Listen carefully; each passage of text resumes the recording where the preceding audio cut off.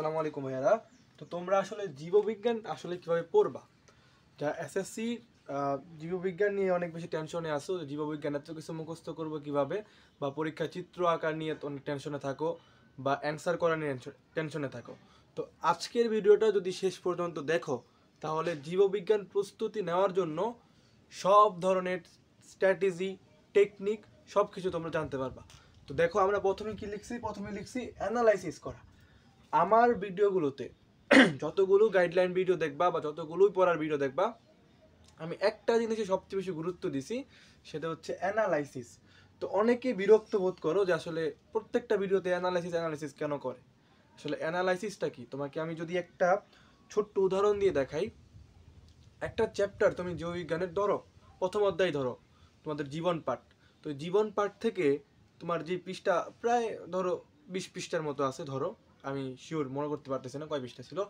তো ওই জায়গা থেকে তোমাদের পড়া কি, ফার্স্টে তোমাদের পড়া হচ্ছে জীবন পাঠ, অর্থাৎ জীববিজ্ঞানের দুইটা শাখা, ভৌত জগৎ আর একটা হচ্ছে ফলিত বিজ্ঞান। তো এইটা দুইটা নিয়ে তোমাদের একটা কথা আছে। তারপরে কি, তারপরে তোমাদের হচ্ছে গিয়ে কোষ নিয়ে, আদি কোষ, প্রকৃত কোষ। তারপরে জীবজগৎ, 5টা জগৎ নিয়ে কথা আছে। এরপরে কি আছে, 5টা জগতের ব্যাখ্যা আছে। এরপরে কি আছে তোমাদের বৈজ্ঞানিক নামকরণ, দ্বিপদ নামকরণ। তো এই যে টপিকগুলো তোমাদেরকে বললাম, একটা টপিকের উপর কিন্তু ডিটেলসে কিন্তু আলোচনা আছে। তো 5টা টপিক থেকে 5 রকমের আলোচনা আছে। কিন্তু এই অনেকে তোমাকে বলবে এই 5 টপিক থেকে তোমার সাজেশন দেবে কি, এই নামকরণ, দ্বিপদ নামকরণ থেকে আসবে, তারপরে জীববিজ্ঞানের দুইটা হচ্ছে গিয়ে তোমার অংশ থেকে আসবে, তারপরে 5টা জগৎ থেকে আসবে। এটা কোনো সাজেশন হলো? তোমাকে পুরো বই তো বললো, কিন্তু অ্যানালাইসিস করলে তুমি দেখবা যে তোমার আসলে কয়েকটা ভৌত যে বিজ্ঞানগুলো আছে, ভৌত জীববিজ্ঞানের শাখা, ওইখান থেকে তোমার কোষবিদ্যা, ভ্রূণবিদ্যা আর টিস্যুবিদ্যা, এইখান থেকে তোমার বেশিরভাগ কিন্তু এমসিকিউতে আসে।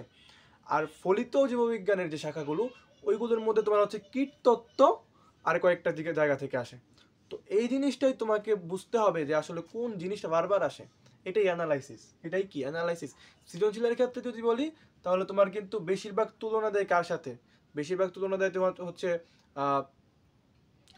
উদ্ভিদ জগৎ এবং প্রাণী জগতের মধ্যে তুলনা দেয়, আদি কোষ এবং প্রকৃত কোষ এটার মধ্যে তুলনা দেয়। তুমি এইটা দুইটা জিনিস যদি পড়ে যাও, আর প্রোটিস্টা এবং ফানজাইয়ের মধ্যে তুলনা পড়ে যাও, তাহলেই কিন্তু তুমি কমন ফলাইতে পারতেছো। তোমার 5টা কিন্তু একদম সমান গুরুত্ব দিয়ে পড়তে হচ্ছে না। তারপর দ্বিপদ নামকরণ কি, দ্বিপদ নামকরণ তুমি যদি শুধুমাত্র মানুষের দ্বিপদ নামকরণের যে সিরিয়ালটা আছে ওই জিনিসটা পড়ো, তাহলে দ্বিপদ নামকরণ তুমি লিখে আসতে পারবা।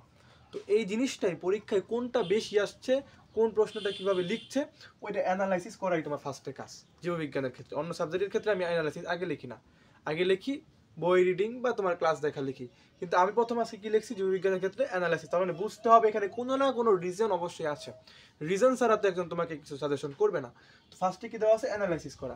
প্রথমে তুমি অ্যানালাইসিস করবা যে এই চ্যাপ্টার থেকে কোন কোন কোশ্চেনগুলো আসে, এই চ্যাপ্টার থেকে কোন চিত্রটা বেশি আসে।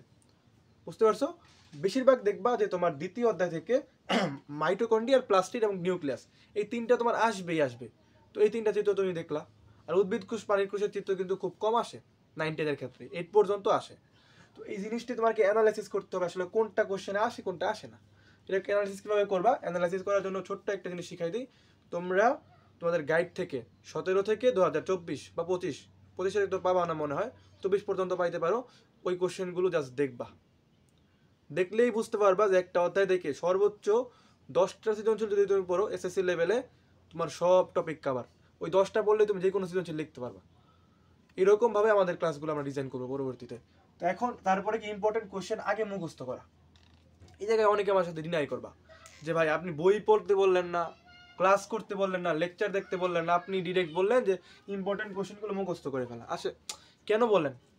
এই বলার রিজনটা হচ্ছে,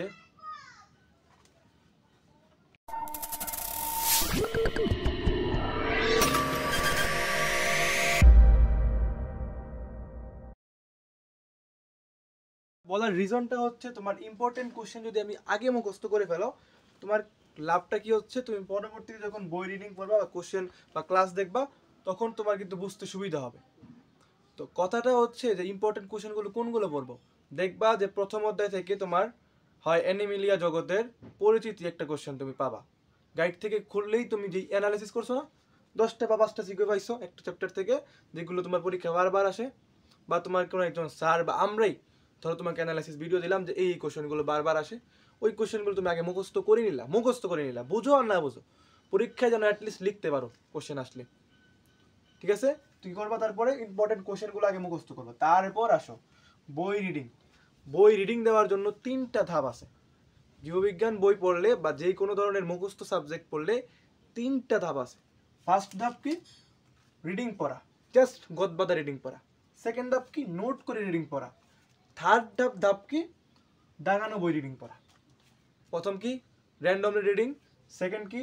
নোট করে রিডিং। থার্ড কি? দাগানো বই রিডিং। এখন তুমি দাগানো বই কোথা থেকে পাবা? তুমি তো দাগায় নিজে নিজে পড়লে তো অনেক সময় সব কিছুই মনে হয় যে কঠিন, তাহলে তুমি কি করবা? অনেক সময় ভুল দাগাইতে পারো না। তো দাগানো বইয়ের ক্ষেত্রে একজন টিচারের সাহায্য নিতে হয় বা এক্সপার্টের সাহায্য নিতে হয়, বা এর আগে যে জীববিজ্ঞানে ভালো করছে বা জীববিজ্ঞান সম্পর্কে ধারণা আছে, অ্যানালাইসিস করছে, তাদের কাছ থেকে তুমি কি করতে দাগানো বই কালেক্ট করতে পারো। তো এটা হচ্ছে তোমার কি বই রিডিং এর ক্রাইটেরিয়া। তারপর কোশ্চেন পড়া ক খ। আমি ক খ কেন লিখছি, গ ঘ কেন লিখি নাই?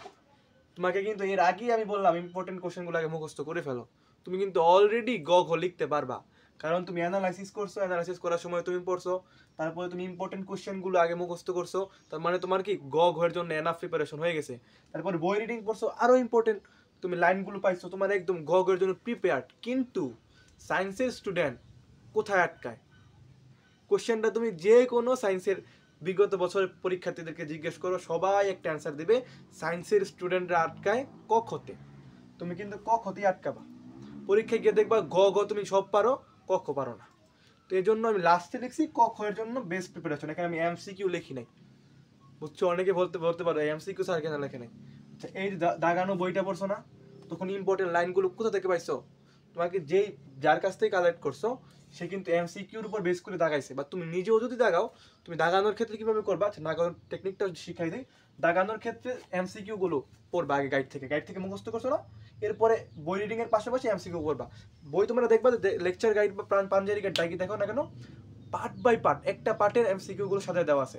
যেমন প্রথমে কি দেওয়া থাকে, আমি জীববিজ্ঞানের ক্ষেত্রে লেকচারেরটাই দেখছিলাম, যে ধরো প্রথম পার্টে আছে ধরো জীববিজ্ঞানের 2টি শাখা, ওই ভৌত জগতের শাখা, ভৌত শাখা লিখে নিচে ভৌত শাখা যত ধরনের এমসিকিউ হয় ওরা এমসিকিউ গুলো সাজায় দিছে, তারপরে ফলিত শাখাগুলোতে সাজায় দিছে। এইভাবে তোমার পার্ট টু পার্ট, মানে একটা পার্ট পরে আরেকটা পার্ট, এভাবে পার্ট লিখে উপরে হাইলাইট করে নিচে কিন্তু ওই পার্ট থেকে যেই ধরনের কোশ্চেন আসতে পারে এমসিকিউ সবগুলো দেওয়া আছে। তুমি কি করবা, তুমি আগে বই রিডিং পড়ার পর ওই এমসিকিউ গুলো পড়া হয়ে গেল, পাশাপাশি ওই এমসিকিউ যেই লাইনগুলো ছিল না বই থেকে বের করবা, তারপর দাগাই নিবা।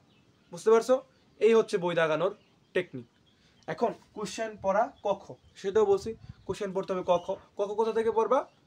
গাইড থেকে মেনলি হয়, আর তুমি তো দাগাই পড়তেছই, তুমি ক খের প্রতি তোমার একটা ভালো প্রিপারেশন হচ্ছে। তার মানে এখন তুমি বল ভাই এত কিছু করবো একটা চ্যাপ্টারের জন্য? এই যে তোমার 4টা ধাপ করতে একটা চ্যাপ্টারের কতদিন সময় লাগতে পারে, বা ম্যাক্স কত সময় ইউজ করা যায়? আমি মনে করি একটা চ্যাপ্টারকে এই 4টা লেয়ারে শেষ করতে তোমার 1 উইকের বেশি সময় নেওয়া উচিত না। 1 উইক, 1 উইক ভাই, 1 উইক তুমি একটা সাবজেক্টের প্রতি 1 ঘন্টার বেশি সময় দিবা না। তো তুমি 1 ঘন্টা সময় দিবা, 1 ঘন্টার বেশি সময় দিও না। আর বাকি সাবজেক্টগুলো 1 ঘন্টা করে প্রত্যেকে সেপারেট পড়বা। তো 1 ঘন্টা করে 1 উইক সময় দিলে তোমার এই 4টা লেয়ারে একটা চ্যাপ্টার শেষ হচ্ছে, তুমি 100% প্রিপারেশন একবারে নিতে পারতেছো। আর মাঝখানে যদি প্রয়োজন হয় তুমি একটু ক্লাস দেখে নিবা। ইউটিউবে অভাব নাই ভাই, আমারও কয়েকটা ক্লাস আছে কয়েকটা চ্যাপ্টারের উপর, ইউটিউবে কোনো অভাব নাই। ইউটিউবে তুমি যে কোনো কিছু চাইতে পারো, গুগলে চাইতে পারো, চ্যাটজিপিটিতে চাইতে পারো। কোর্স কেনার তো প্রয়োজন হচ্ছে না, ফ্রি সব কিছু করা যায়। তো ধন্যবাদ সবাইকে, আসসালামু আলাইকুম।